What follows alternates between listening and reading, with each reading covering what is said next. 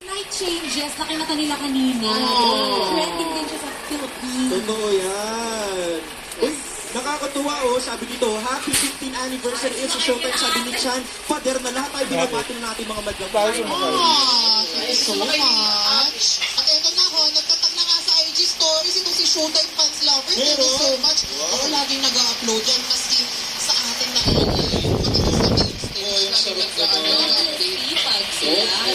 Ito pa, sabi naman ni Gladys de la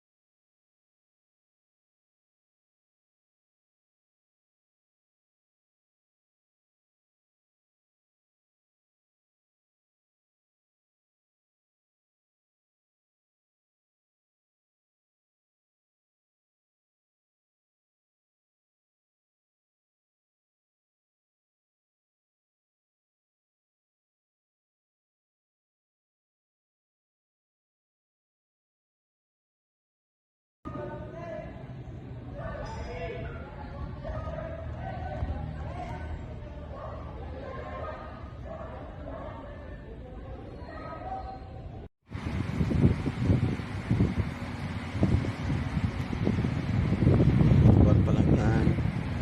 Lakas.